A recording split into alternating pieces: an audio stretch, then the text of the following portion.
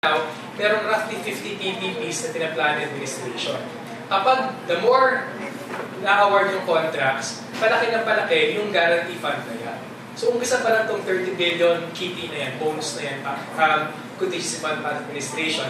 Kung tumatami ang awarded contracts sa PPP, malaki ng palaki yung guarantee fund na yan. So, pinapalaki ng palaki yung assurance mo sa investors na mabayaran sila. So, we're also expecting na maganda rin tignan ano yung mga terms ng contracts na yan kasi nag-request naman ng iba ng copies ng contracts sa PPP Center. So, despite it being national and public interest yan, hindi nila pwede labas yung terms ng mga contract na yan. So, ano yan, medyo weird yan. So, we can expect again, as the years progress, as administration is successful sa kanyang PPP program, then guarantee fund din ay palaki ng palaki sa mga dating na tao. Other side ng P, medyo pinili ko ng puro P's, no? Naawa ko dun sa dama ng mga financial institutions na dapat catchy CFEDs, PIS, BRICS, 7 P's. Pero yung pinakamalaking P na problem natin sa yung core barrel. Again, familiar naman lahat, so no need to go into the details, pero very important to highlight, bagamat the Supreme Court nag-decision nga na unconstitutional ng PDAF, yung PDAF na okay ng sinabi ng constitutional. Two things ang problem dyan. One is, despite that decision, nakapag-realignment pa rin yung mga legislators natin sa 2014 budget. So, yung essence na may discretionary fund na legislators decide, naganap pa rin siya in 2014. Pero, more important I think para sa atin, a bigger political risk for the administration, hindi na nagalaw yung 1.1 trillion pesos in presidential court para na may discretion siya. At if anything, over the last closing months of 2013, patindi ng defense administration sa presidential court. Kaya alam niya, ang issue ng mga tao doon, binubulsa, discretion, ang line niya, trust me, wala naman nagkakaroon ng mga business, mabait ako, pagkakatiwala ako. So, ditong 2014, in-expect, habang lumalabas yung reality na illegal presidential court panel, habang lumalabas yung reality, hindi naman sila pagkakatiwalaan talaga yung administration dyan, mas magiging exposed na issue yung presidential court itong panahon. In terms of the numbers lang, it's good to mention nga yung 200 plus million pesos, magkano?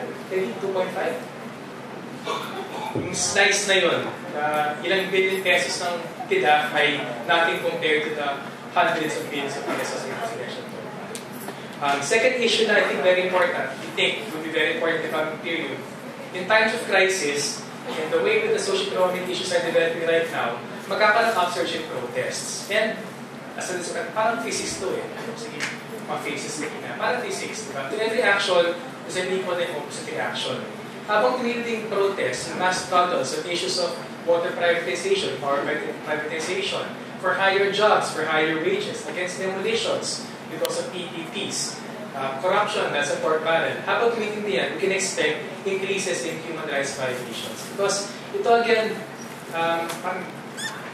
nakalimutan ng general public, even sadyang nakalimutan ng government, under the supposed good governance, under President who said na I'm a human rights victim myself, I can feel for you, in reality, tuloy-tuloy na dumadami yung victims of human rights violations, even in the last year, 2013.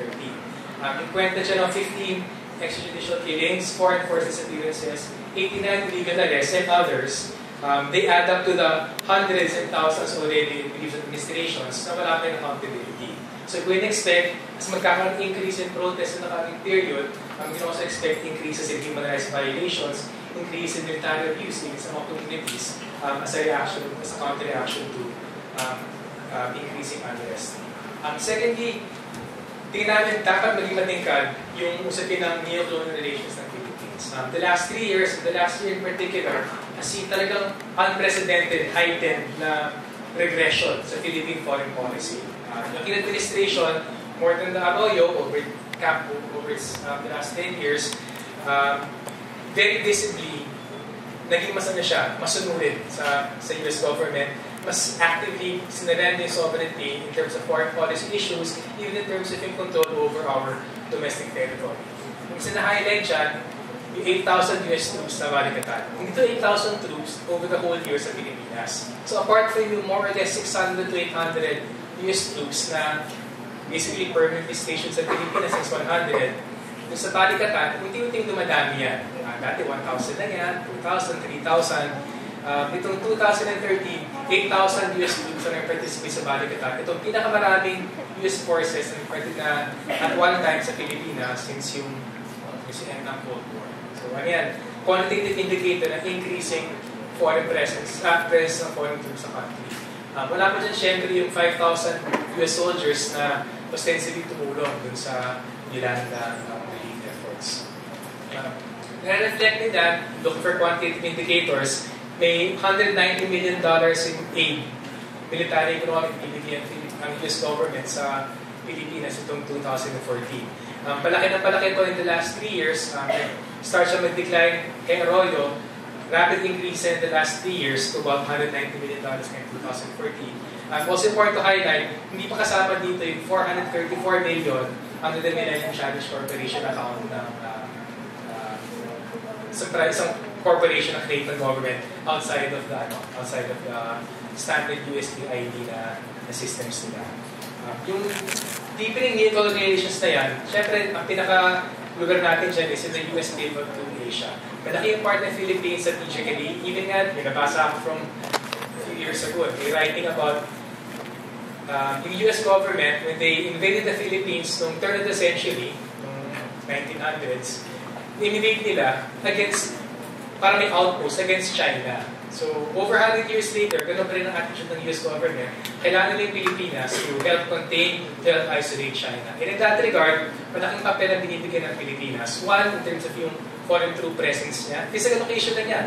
Matipid bumiyahe, less time needed, faster response time, less yung logistical problems. Pero even diplomatically, kung yung ASEAN halimbawa, medyo mas may laro ibang governments in ASEAN, other ASEAN countries, maybe like even Indonesia and Vietnam, kung walang mabuong consensus ang United States to really push against Chinese assertions, na collectively mag-take na sana ng ASEAN, malaking tulong for the US diplomatically na meron siyang tulad ng Pilipinas to act as its proxy in this regional forum. So again, kung babaliin natin, napakarami yan, pero it's important to highlight, yung deepening neo-colonial links ng Philippines with the United States also creates yung conditions for even greater interference ng US atin. So the more na nabibigay tayo sa kanila in terms of their military objectives, and their political objectives, and their diplomatic objectives, and their economic objectives, the more na maraming bibigyan Pilipinas, mas malaking stake nila na makialam sa ating domestic affairs para preserve yung mga gains na yan. So nakakabahala yan kasi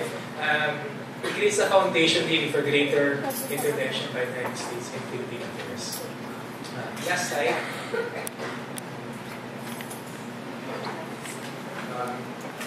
Hinagin na namin in terms of these 1, 2, 3, 4, 6 areas things to watch out for in 2014.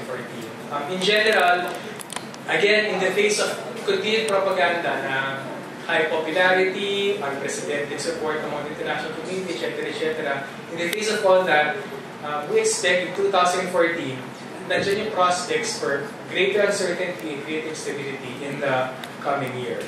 May dissatisfaction na, may pockets of dissatisfaction against administration in 2011-2012 with issues of poverty and employment. Power ngayon, the pork barrel, nag-intensify siya in 2013. So maasahan natin, yung buwelo niya, momentum will be maintained until 2014. So again, ibalik ko na rin.